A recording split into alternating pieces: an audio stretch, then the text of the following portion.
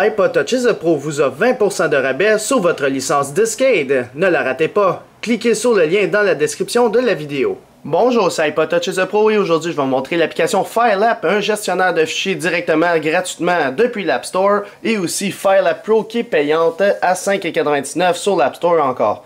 Donc bien sûr les deux font pratiquement la même chose, c'est sûr que la version Pro a plus de nouveautés et plus d'options. Donc moi pour mon iPhone 4 je vais vous montrer le FileApp ordinaire qui est gratuit, et sur mon iDevice 5 je vais vous montrer le FileApp Pro. Alors, si je résume rapidement ce que FileApp fait, en gros, c'est un gestionnaire de fichiers, comme je l'ai dit. Donc, vous savez, dans la partie Jailbreak, dans Cydia, on a une application qui s'appelle iFile qui permet de gérer nos fichiers, photos, vidéos, musique, documents, copier à telle place, coller, etc.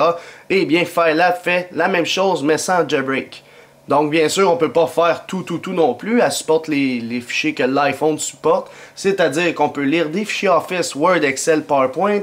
On peut même lire des images, ben pas lire, mais voir des images, lire une piste audio ou même des fichiers vidéo. On peut transférer ces documents, photos, vidéos-là directement sur notre ordinateur, soit par une connexion Wi-Fi, fait qu'on peut faire un partage de fichiers, et même par USB grâce à l'application Discade que je vais vous montrer dans la vidéo un petit peu plus tard. Par la suite, vous pouvez, bien sûr, en allant dans Fichiers, vous pouvez trier vos fichiers qui vont apparaître ici par dossier, nom, date, type de fichier, et même les derniers que vous avez ouverts. Aussi, vous pouvez ouvrir les fichiers zip. Alors, si vous avez des fichiers compressés ici en .zip, vous pouvez les décompresser directement grâce à l'application. Si vous avez un accès direct avec votre caméra, c'est-à-dire ici, photos et vidéos, vous pouvez importer des photos directement depuis FileApp. Alors, si j'arrive ici, je vais importer cette photo-là dans l'application FileApp. Là, il va me dire, as-tu un autre à importer? On va dire oui, admettons celle-là, cette vidéo-là. Fait que là, tu dis choisir. Il est en train de compresser la vidéo. Alors, une fois qu'il a compressé la vidéo, il va vous dire, voulez-vous en importer une autre encore? On va dire non cette fois-ci. Donc, directement depuis FileApp, on peut importer nos fichiers photos, vidéos qui sont dans l'application photo directement dans FileApp. Fait qu'on peut rafraîchir pour voir s'ils apparaissent là. Fait que si j'appuie dessus, on peut voir que mon image est directement ici. Fait que je peux me l'envoyer par courriel, l'imprimer, le réenregistrer dans les pellicules si je l'ai supprimé. Alors l'avantage avec l'app, c'est si vous importez vos fichiers là-dedans, ils sont en double. Donc par la suite, vous pouvez aller les supprimer dans photos puis les avoir uniquement dans FileApp. Puis là, tu vas me dire, oui, mais est-ce qu'on peut mettre un code pour protéger nos photos si on veut pas que personne les voit? Oui. Alors, si on fait retour, on s'en va dans la petite maison ici, on va dans les réglages. Vous avez la possibilité d'aller voir la protection par code ici. Alors, moi, je vais mettre un code, par exemple 0088, qui est un code assez populaire. Puis, vous avez aussi d'autres réglages, beaucoup. Fait que là, je fais OK, je ferme l'application, et si je la réouvre, ils vont me demander un code. Donc, je peux pas avoir accès à mes photos tant que j'ai pas ce code-là. Le petit 2 ici, c'est un petit badge qui vous dit en gros combien de fichiers sont importés. Donc, juste aller dans les réglages, par la suite ici, dans exécution de l'app fichier importé, vous faites ça à off, et par la suite, le petit badge ne va pas apparaître. Alors, si on retourne dans FileApp, bien sûr, on a vu qu'on pouvait importer des photos vidéo directement depuis notre bibliothèque. On peut prendre aussi des photos depuis l'application. Fait que si je m'en vais dans Fichier, puis je m'en vais dans le petit plus en haut. En passant, ça c'est pour rafraîchir, ça c'est pour rechercher si on a plusieurs dossiers, et la petite maison pour revenir en arrière. Si on fait le petit plus, on a la possibilité de prendre une photo ou une vidéo tout simplement. Alors si vous avez la version Pro, on peut créer un nouveau fichier, on peut créer un nouveau dossier, et même enregistrer un son directement depuis l'application FileApp. Donc je vais vous montrer ça sur mon iPhone 5 lorsque j'aurai fini avec la partie gratuite. Alors mettons, je prends une photo ou une vidéo, on arrive ici, on prend la photo, et voilà, on l'utilise, et on lui donne le nom qu'on veut, on l'enregistre, et bien, il va s'enregistrer ici. Donc, directement depuis l'application, tu peux prendre des photos, les enregistrer là-dedans sans qu'ils soient dans la bibliothèque ordinaire. Donc, tu peux les supprimer par la suite, tu peux faire tout ce que tu en veux. Sinon, on peut toujours supprimer nos fichiers lorsqu'on fait un glisse de droite à gauche, ça les supprime. Si on le supprime de là puis on l'a importé de nos photos, pensez pas qu'ils vont revenir dans photos. Si vous les avez importés, vous les avez supprimés, et par la suite que vous les supprimez de là, ils vont être supprimés à vie. Donc soyez sûr que vous les avez toujours en double à quelque part dans votre ordinateur. Alors bien sûr, j'ai oublié de vous dire que l'application est aussi compatible iPad. Donc si vous avez un iPad, vous pouvez vous le procurer assez facilement depuis l'App Store.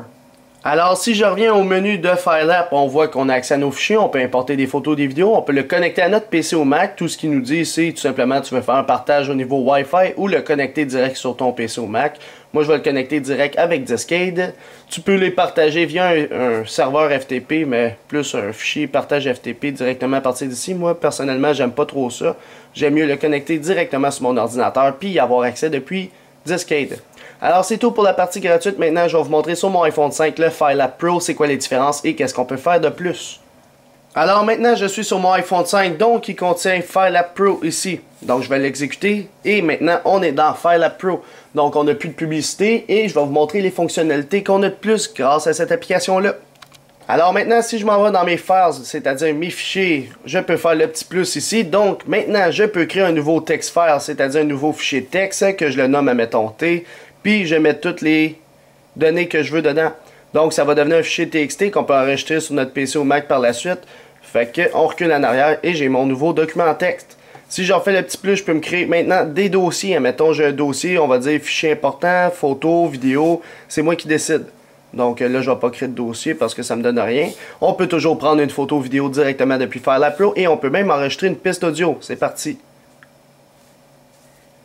Bonjour, je fais un petit test pour FileApp Pro. Et là, j'ai fait pause, je fais done, je le nomme comme je veux, je fais save et par la suite, ma piste audio est là, ici. Donc j'appuie dessus puis je fais le petit play. Bonjour, je fais un petit test pour FileApp Pro.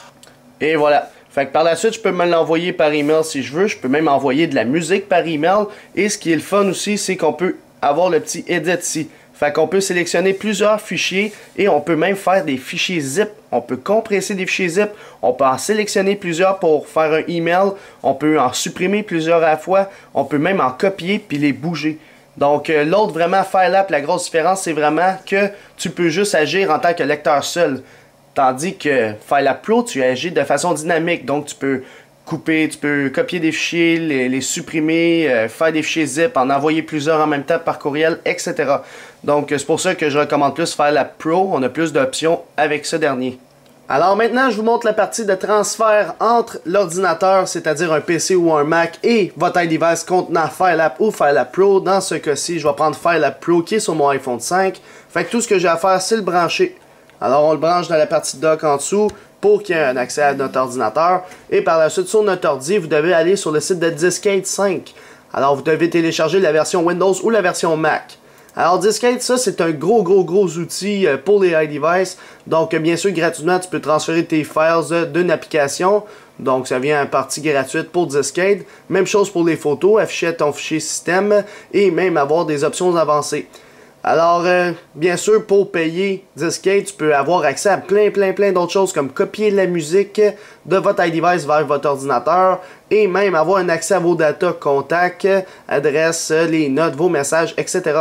Donc, si vous voulez avoir plus de détails sur Discade, j'ai fait une vidéo qui est disponible dans la description de la vidéo, donc juste regardez en bas et vous pouvez avoir accès à la vidéo qui explique Discade au complet. Donc, tout ce que vous avez à faire pour les utilisateurs de Windows, c'est télécharger la version Windows. Moi, j'ai la version déjà installée sur mon ordinateur. Donc, si je m'en vais ici, j'ai déjà Discade. Alors ici, j'ai des exemples. J'ai une musique, j'ai des images de l'application ici à Future. Et par la suite, j'ai un document que j'ai fait avec Word tout simplement. Fait que maintenant, on va ouvrir Discade en double-cliquant dessus. Il attend qu'un iDevice soit détecté et c'est parti, il a été détecté. Alors, je peux l'agir en tant que clé USB, je peux voir le contenu de ma musique, mes photos, mes datas, mes applications, mon fichier système. Alors, là, j'ai une mise à jour à faire, je ne l'ai pas faite encore. Donc, si tu veux avoir accès à tes fichiers de Canada, TomTom, FileApp Pro, Skype, TeamViewer, etc., c'est par ici.